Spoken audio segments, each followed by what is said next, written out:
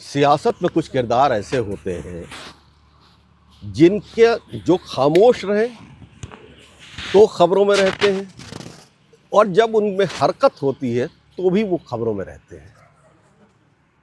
उत्तर प्रदेश के राजनीति में बहुत कम ऐसे नेता हुए हैं पिछले 40 साल में जिसमें जो किसी पार्टी के मुखिया नहीं रहे, मगर जिस पार्टी में रहे उस पार्टी को ये कहा जाता था कि यही चला रहे हैं।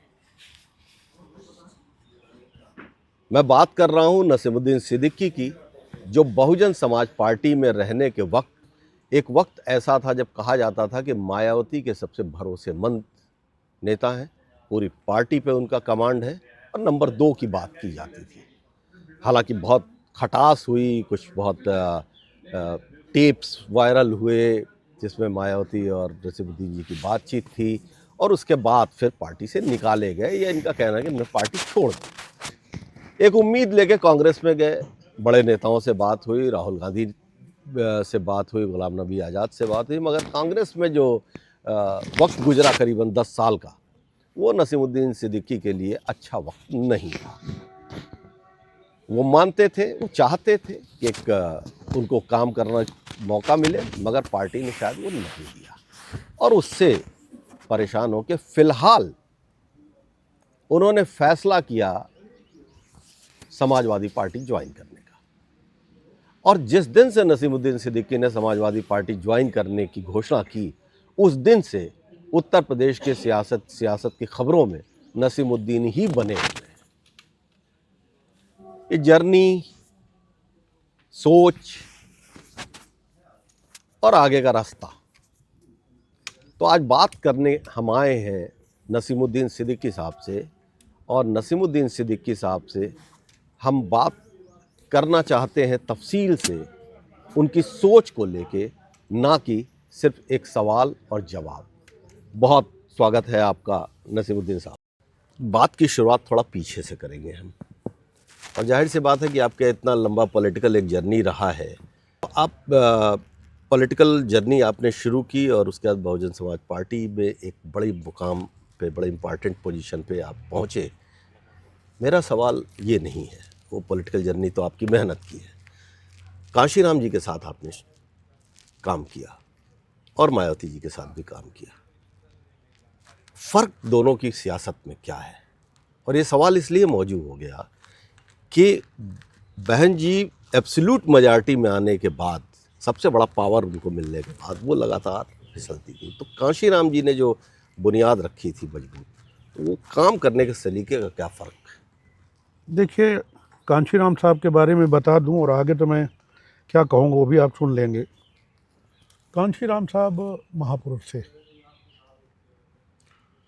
उन्होंने अपनी नौकरी छोड़ी क्लास 1 की, शादी नहीं की, और तय किया कि आज के बाद 1 रुपया का बैंक बैलेंस नहीं बनाऊंगा, 1 रुपये की प्रॉपर्टी नहीं बनाऊंगा, जो भी करूंगा दबे कुचले समाज के लिए करूंगा। उसी की वजह से हमारी सरकारें बनी। बाद में क्यों हुआ, क्या हुआ, ये इस वक्त जो जिम्मेदार लोग हैं बहुजन समाज पार्टी में, उनको समीक्षा करना चाहिए, उनको मंथन करना चाहिए, उनको इसके बारे में सोचना चाहिए। मुझे तो वहाँ से हटे हुए 10 साल हो गए। मैं अब इसके बारे में क्यों सोचूं? मगर एक वक्त ऐसा आया कि, और वो आपकी टिप्पणी इसलिए महत्वपूर्ण है क्योंकि आप बहुत करीब से जानते हैं, एक वक्त ऐसा आया कि बहुजन समाज पार्टी के जितने महत्वपूर्ण नेता थे वो सब पार्टी छोड़ते चले गए। छोड़ के गए या निकाले गए, ये पता कीजिए पहले। और किसने, किसकी वजह से गए? ये बहन जी की वजह से नहीं गए। तो आपका इशारा नाम मत नहीं लेना चाहता हूँ। एक आदमी ने सबको बाहर कर दिया, एक आदमी, चाहे वो ब्राह्मण क्यों ना हो, चाहे वो क्षत्रिय क्यों ना हो, चाहे वो मुस्लिम क्यों ना हो, चाहे बैकवर्ड क्यों ना, चाहे दलित क्यों ना हो, बारी बारी से सबको बाहर कर दिया। तो जब समाजवादी पार्टी का गठबंधन हुआ था बहन जी के साथ चुनाव में, और बहुत अखिलेश यादव ने तो बड़ा रिस्पेक्ट दिया उनको, उस चुनाव के नतीजे भी आए, और उसके बाद वो बहन जी ने वो गठबंधन चुनावी नतीजों के बाद तोड़ दिया। और आप कांग्रेस में थे उस वक्त। तो जब वो गठबंधन टूटा तो अखिलेश यादव की जितनी राजनीति को हमने पढ़ा उसके हिसाब से वो उसी फार्मूले को स्ट्रांग कर रहे थे जो दलित और मुस्लिम समाज इकट्ठा हो रहा था गांव के ऊपर। तमाम परिवर्तन भी समाजवादी पार्टी में आए। अब आपके आने के बाद वो कॉम्बिनेशन संगठनात्मक रूप से कितना मजबूत होने जा रहा है, क्योंकि आप संगठन के आदमी हैं। देखिए, इस संबंध में मेरी आज ही बात हुई है, माननीय राष्ट्रीय अध्यक्ष जी से नहीं हुई है, जिम्मेदार लोगों से बात हुई है। थोड़ा मुझे कुछ दिन काम करने दीजिए, अभी तो जुमा 8 दिन भी नहीं हुए, 2 दिन का पूरा टाइम नहीं हो पाया, अभी 48 घंटे नहीं हुए हैं। मगर वो हलचल बहुत बड़ी हो गई। आपके समाजवादी पार्टी में आने की जो हलचल हुई है उसने पूरे यूपी की सियासत में एक मतलब उबाल तो ला ही दिया है। अब ये आप लोगों का सोचने का नज़रिया है, क्या है। मैं कोई हलचल नहीं पैदा करना चाहता हूँ। मैंने कभी भी मीडिया के सामने या किसी के सामने बढ़ चढ़ के ये नहीं कहा कि मैं क्या कर रहा हूँ, क्या करने जा रहा हूँ। मैं चुपचाप अपना काम करता हूँ और वही करूँगा। अच्छा नसीमुद्दीन साहब, एक सवाल बड़ा आज की सियासत में, पिछले 10 साल में जो बीजेपी जितनी एग्रेसिव हुई है, जितनी स्ट्रांग हुई है, मुस्लिम समाज निश्चित तौर पर बहुत पीड़ित भी हुआ है, बहुत दबाव में भी रहा है, और एक ऐसा माहौल बन गया है कि मुसलमानों के हक हकूक़ की बात करने वाले को वो तुरंत पॉलिटिकल माइलेज लेने के लिए बीजेपी दूसरे तरीके से ट्विस्ट कर देती है। ऐसे में इस कौम की सियासत, जितनी सियासी रहनुमाई कह लीजिए, रिप्रेजेंटेशन कह लीजिए, जितना पीछे गया है, तो समाज किस तरह से सोचता है? क्योंकि आपका, मैं ये नहीं कह रहा हूँ कि आप मुसलमानों के नेता हैं, मगर आपके कनेक्शंस अच्छे रहे हैं बिरादरी में, तो वो पॉलिटिकल सोच आपके लिहाज से क्या बन रही है? सब्र, कितना सब्र? देखिए, अकेले कोई कौम सियासत में कामयाब नहीं हो सकती। अगर हम अगर मैं करता नहीं हूँ, जी, लेकिन अगर हम सिर्फ मुस्लिम की सियासत करें तो क्या हम अकेले मुसलमानों पे पॉलिटिक्स में कामयाब हो जाएंगे? इसीलिए तो पीडीए बनाया गया। आपने कहा मुसलमानों के साथ जुल्म ज्यादती हुई, बिल्कुल, और हो रही है। फिरका प्रताकतें बराबर सरकार के इशारे पे कर रही हैं। मॉब लिंचिंग के नाम पे दौड़ा दौड़ा के मार दिया गया। मुसलमानों ने, और दूसरे अल्पसंख्यक भी हैं, उन्होंने गाय पालना बंद कर दी। इसके बाद क्या हुआ? शेड्यूल कास्ट के लोगों के साथ बड़े पैमाने पे जुल्म ज्यादती हुई। अभी बेरठ में एक माँ बेटी के साथ क्या हुआ है, थोड़ा पता कीजिए। सीतापुर में नाबालिग बेटी की इज्जत लूट ली गई। सोनभद्र में क्या हुआ है, महोबा में क्या हुआ? सिर्फ गलती उसकी ये थी कि वो अपने दूल्हा जो है घोड़े पे बैठ रहा था। किसने किया, पता लगाइए। हाथरस में क्या हुआ था? इसके बाद पिछड़ों के साथ क्या हुआ? एक का नाम नहीं, पिछड़ों के साथ क्या हुआ? बद से बदतर हालत बना दी गई। अब क्या है? अब शंकराचार्यों का नंबर लग गया। होता क्या है कि जब मुसलमान पिटता है तो बाकी देखते हैं, हमें क्या मतलब है यार, पिटने दो। और जब दलित पिटता है तो मुसलमान कहता है हमें क्या मतलब है यार, पिटने दो। और जब ओबीसी पिटता है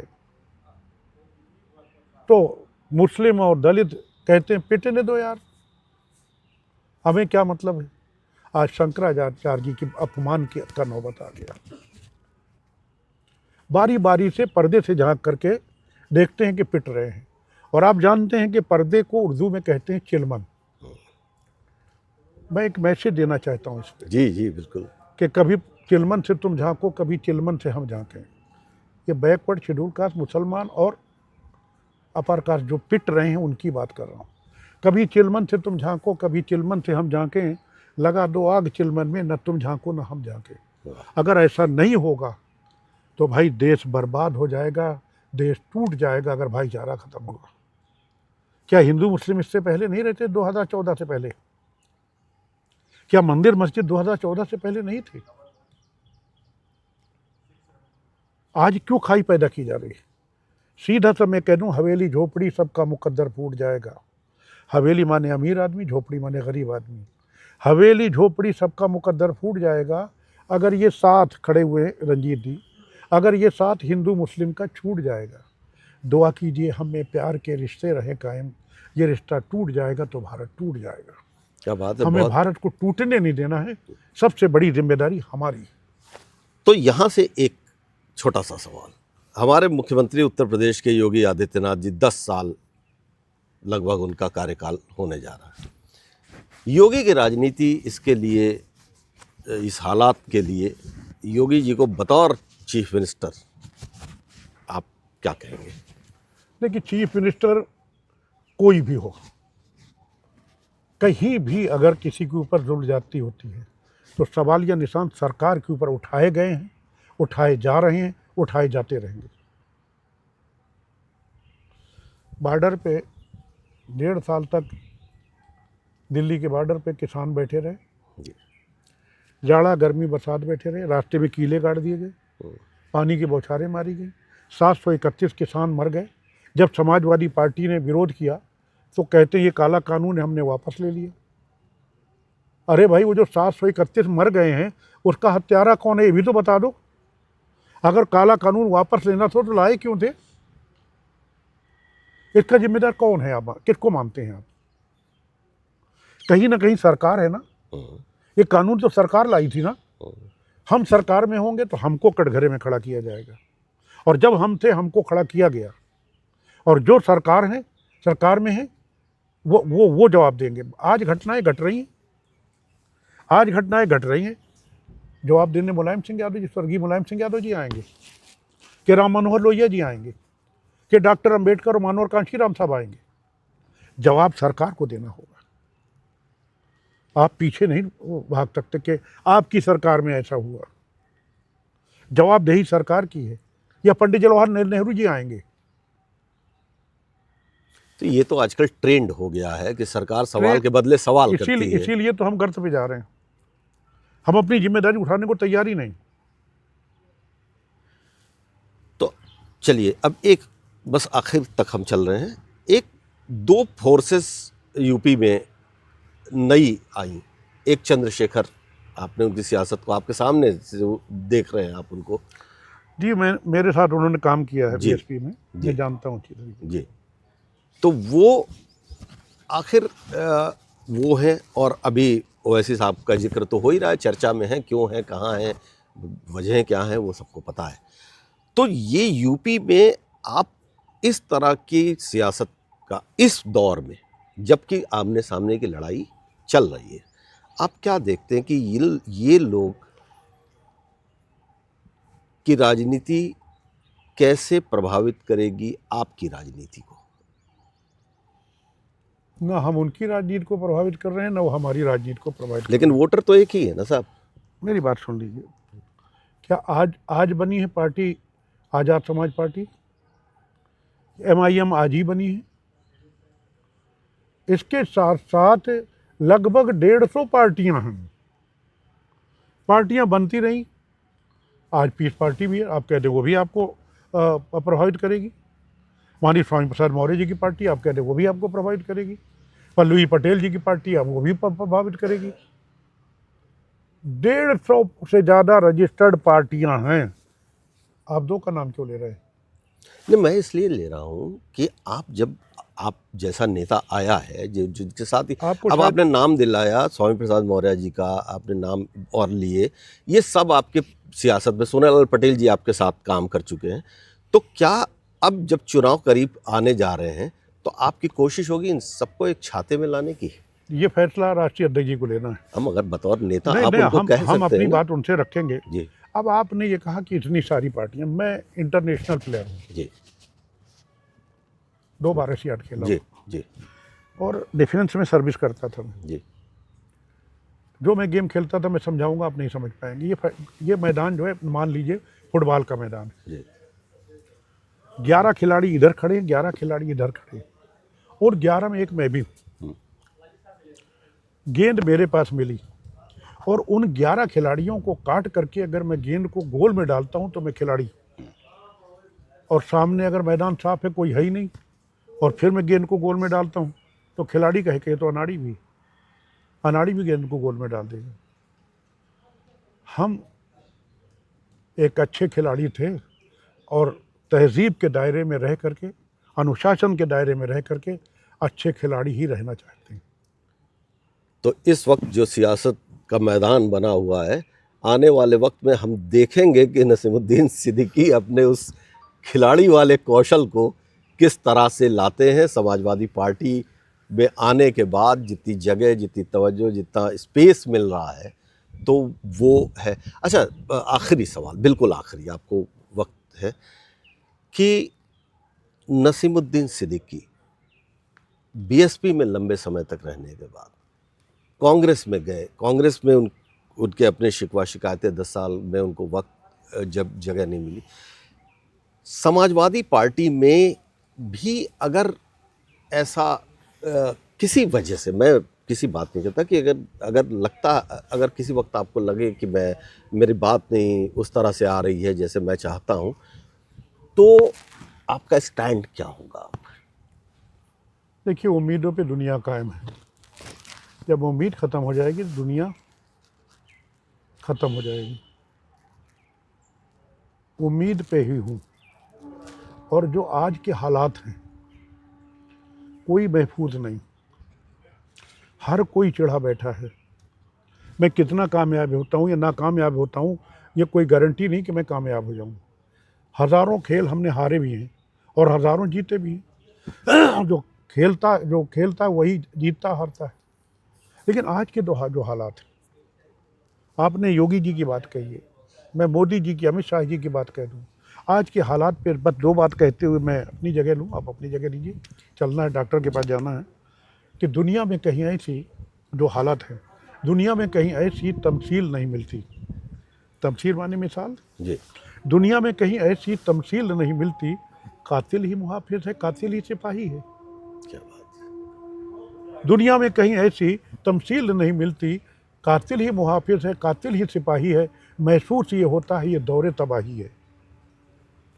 महसूस ये होता है ये दौरे तबाही है। शीशे की अदालत है, पत्थर की गवाही।